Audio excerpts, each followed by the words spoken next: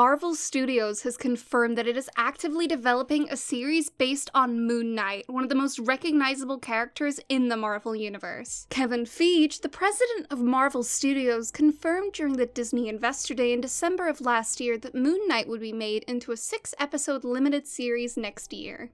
That, coupled with the fact that the Eternals post-credits scene featured what is most likely a Moon Knight teaser, have made Marvel fans go crazy with excitement, leading to some people having to point out the uncanny similarities between DC's Batman and Marvel's Moon Knight, resulting in many deeming him the Batman of Marvel. But is it really true? How much do Batman and Moon Knight have in common? Without any further delay, let's get into it, and stay with us to the end to find out. Let's get to the most obvious traits out of the way first. They're both rich, and by rich, I mean really rich, billionaire rich. Both are the founders of powerful businesses that provide them with most of their fortune. Mark Spector owns Spector Corp, which deals in fine arts and historical artifacts, whereas Bruce Wayne owns Wayne Enterprises, which deals in technology, security, and science. Not only that, but they both use the wealth they've amassed from their business to become superheroes and fund their missions. Bruce Wayne was born into his fortune, which he puts to good use by taking a long gap year, mastering ninjutsu arts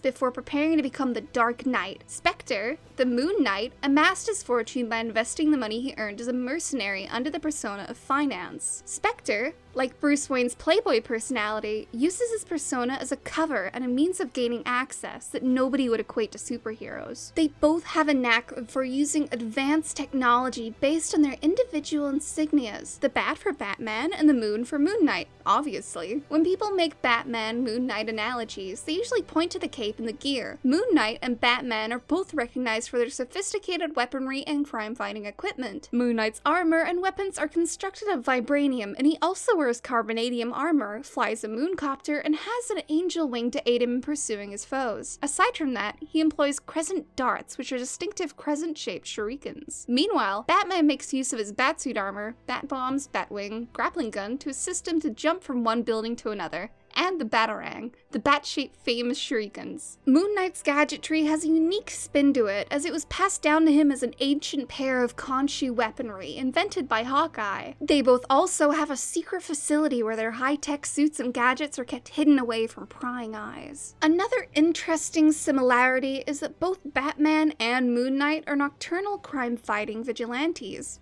Yep, Moon Knight and Batman are both known for fighting crime at night, but there's a distinction to be made. Moon Knight wears a white suit, which contrasts to the darkness of the night, while Batman wears mostly black. They each both have their reasons for preferring certain hues in their distinct costumes. To surprise the crooks, Batman wears a dark-colored suit that blends in with the shadows and the gloom of the night. Moon Knight, on the other hand, dresses in white so his foes are aware of his presence. Moon Knight doesn't hide in the shadows, but he does want criminals to know who they're up against. As it turned out, both vigilantes have philosophical reasons for their outfits. It's not only the philosophical reason, but it's also the fact that black and white is often seen as contrary colors, which makes it very easy to believe the producer took an easy way when trying to make it less obvious that Moon Knight is exactly like Batman. Many people in flowing capes stayed up all night looking for ways to serve justice, generally by hitting someone in the face. Many heroes take on the role of a hero as a result of an unintentional gain of superpowers, but not Batman. He was obsessed with justice and always had a strong desire for vengeance after witnessing his parents being murdered in front of him. Mark Spector was not waiting for anything as mundane as that. Instead, he was murdered by an unethical anthropologist and resurrected by God of the Moon to become Khonshu's fist, with an edict from God who resurrected him to obey. Every superhero requires a little assistance from his or her companions. For Batman, those responsibilities are split between his butler, Alfred Pennyworth, and Robin the Boy Wonder. Alfred maintains the man cave, while Robin assists with the crime fighting. Mark Spector combines the two fantastic tastes with his long-standing comrade, John Paul Dunchap, the Frenchie, a fellow mercenary who was up there for the whole Khonshu incident and persisted with them even after Spector's brother blew up Mark Spector's mansion, destroying Duchamp's legs. He's got robot legs, so don't worry. Do they sound similar yet? Yes, it probably does. But just wait until the end, because I have saved the biggest reasons until the end. They are both incredibly adept fighters. When it comes to messing up bad guys, gadgets and sweet rides are useful tools, but without true superpowers, you'll need some skills. Of course, Bruce Wayne traveled the world and eventually received training from a league of assassins. Mark Spector spent his life fighting as well, albeit without much specific focus, dealing with anti-Semitism as a child, including World War II criminals hiding in his neighborhood. As a child, he learned to box, later joining the Marines and then the CIA before selling his skills to the open market. Both paths lead to someone with exceptional fighting abilities. This makes a similarity even bigger because most superheroes have a superpower. Just take a quick second look and think about the number of fictional heroes,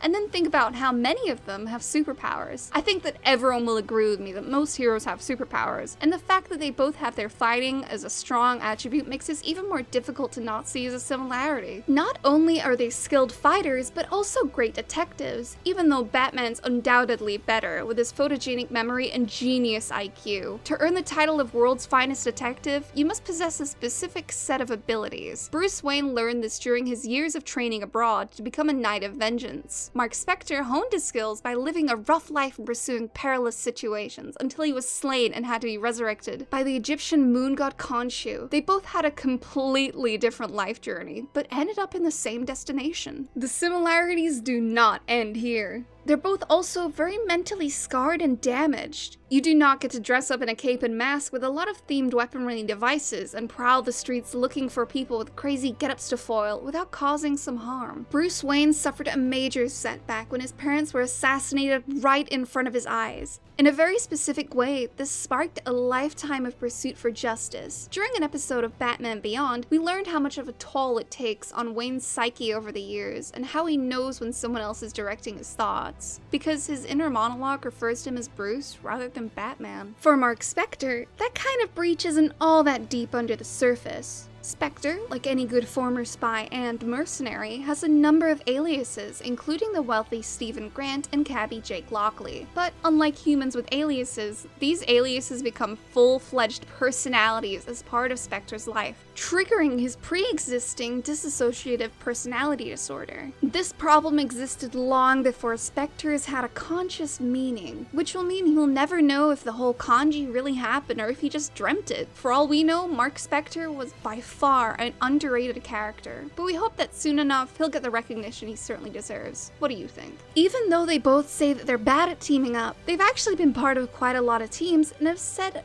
to have a lot of allies and sidekicks fighting for and with them throughout their lives. Batman has had 5 Robins, each involved with somewhat strange circumstances. Not only that, but he's been a member of at least 2 distinct versions of the Justice League, even if you will pretend that he's merely on call. I mean, he's always been a part of the holy trinity of DC heroes and Justice League members, which includes Superman and Wonder Woman. Similarly, Mark Spector has Frenchie and a group of close friends on whom he leads on. Moon Knight, like Wayne, claims not to be a joiner despite joining the Marines, the CIA, and the West Coast Avengers Defenders, Heroes for Hire, and even the morally ambiguous Committee of Battle Werewolves by Night. Before you leave, make sure to leave a comment if you think Moon Knight and Batman are anything alike. With this, we're gonna wrap up the video. If you enjoyed, please make sure to hit the like button, the notification bell, and subscribe for more videos. We hope to see you guys once again in the next one. Till then, hasta la vista!